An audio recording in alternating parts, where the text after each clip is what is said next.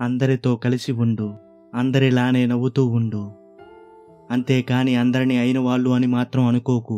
అంతా నా వాళ్ళేనని మురిసిపోకు. నటనతో కూడిన మనిషి ప్రేమ విషం కంటే ప్రమాదకరమైనదని గుర్తుంచుకో. దక్కని వాటి కోసం దిక్కులు చూస్తూ దుఃఖంతో గడిపే కన్నా దక్కిన వాటితో దర్జాగా బ్రతకడంలోనే ఉంది అసలు సిసలైన సంతోషం. ఎందుకంటే ఉన్న స్థితి నుండి ఉన్నత స్థితికి రేపైనా వెళ్ళవచ్చు, కానీ జరిగిపోయిన కాలాన్ని మాత్రం ఏం చేసినా తిరిగి తెచ్చుకోలేం కదా. ఆహారం లేకపోవడం పేదరికం కాదు, అయిన వాళ్ళు లేకపోవడం, కుటుంబంలో ఆప్యాయతలు లేకపోవడమే నిజమైన పేదరికం. ప్రారంభం బాగున్నప్పుడు ఫలితం కూడా అద్భుతంగా ఉంటుంది. అందుకే ప్రతి ఉదయాన్ని చిరునవ్వుతో ప్రారంభించండి. మనలో మార్పు వచ్చిందని ఎదుటివారు మనల్ని తప్పుపడతారు, కానీ వాళ్ళ ప్రవర్తన వలనే మనం మారామని మాత్రం ఎప్పటికీ ఎన్నటికీ గుర్తించలేరు. ఆనందం, నమ్మకం అనేవి అమ్మకానికి దొరకవు. ఆనందాన్ని మనుషులతో పంచుకోవాలి, నమ్మకాన్ని మనసులోనే పెంచుకోవాలి.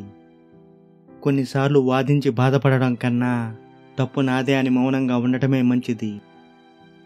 అనుభవం ఏదైనా పెరిగిన వయసును బట్టి రాదు, తగిలిన గాయాన్ని బట్టే వస్తుంది. ఎందుకంత ఆలోచన, దేనికంత ఆవేదన? పోయిందైతే తిరిగి రాదు, నువ్వు పొందాల్సిందైతే నిన్ను దాటి ఎక్కడికి పోదు. సంపాదన వైపు మాత్రమే నీ అడుగులు పడుతున్నప్పుడు నిన్ను ప్రేమించే మనుషులు, నిన్ను నడిపించే ఆరోగ్యం, నీపైన ఆధారపడిన వాళ్ళు క్రమంగా దూరమైపోతుంటారు.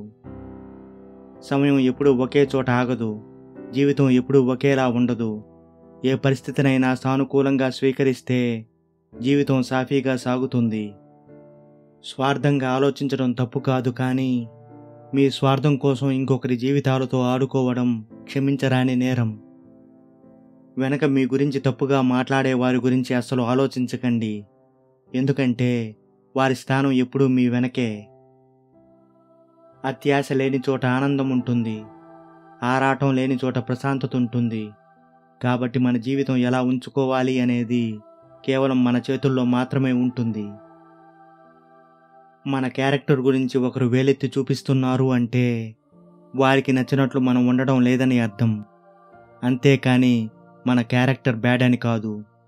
వేలెత్తి చూపించే వాళ్ళందరూ నీతివంతులు కాదు. ఒకరి ప్రశాంతతను దూరం చేద్దామని మన మనసులో మొలకెత్తే ఆలోచన మొదట నీ ప్రశాంతతను దూరం చేస్తుంది. అవసరమని వేడుకుంటారు, అవసరానికి వాడుకుంటారు, అవసరం తీరాక మనతో ఒక ఆట ఆడుకుంటారు.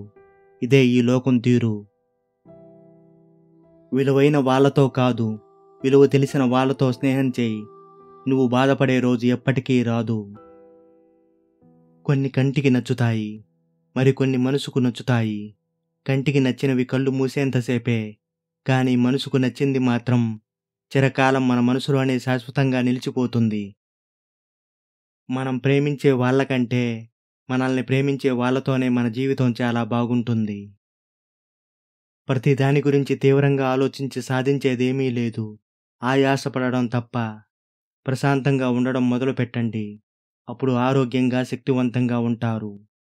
ఎదగాలంటే ఒదిగి ఉండడం నేర్చుకోవాలి, గెలవాలంటే ఓటమిని ఒప్పుకోవడం నేర్చుకోవాలి.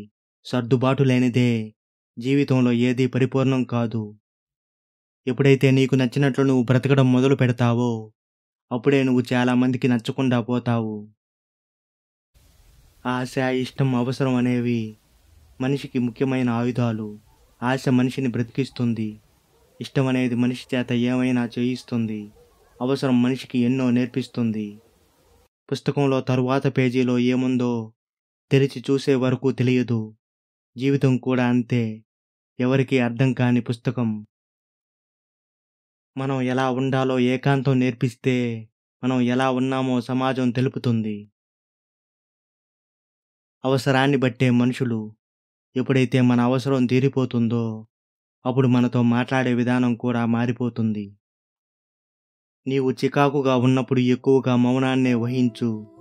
ఆ సమయంలో నీ నోటి నుంచి వచ్చేవి మాటలు కావు, మనసును చీల్చి చెండాడే మారణాయుధాలు.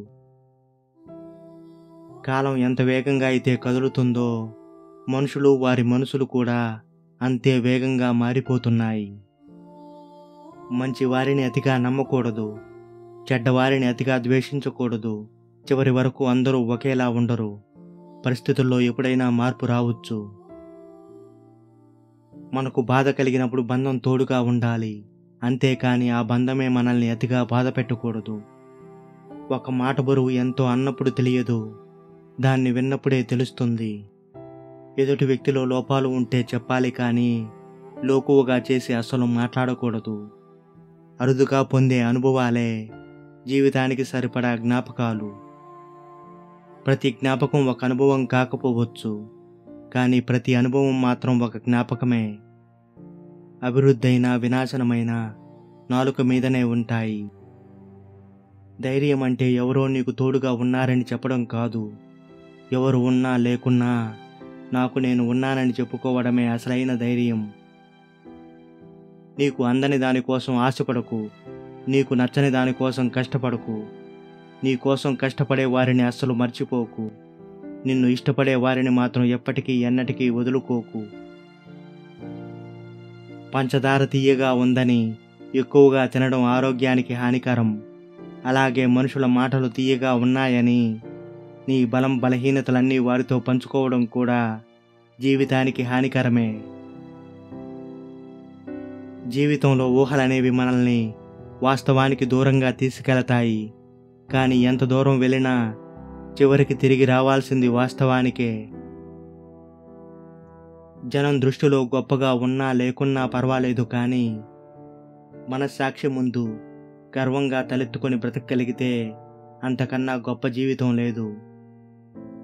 నీకు ఎవరైనా నచ్చకపోతే వారికి దూరంగా ఉండు, అంతేకాని నలుగురిలో వారిని చులకన చేసి అస్సలు మాట్లాడకు. ఒకరి గురించి తక్కువగా చేసి మాట్లాడే హక్కు ఎవరికీ లేదని గుర్తుంచుకో.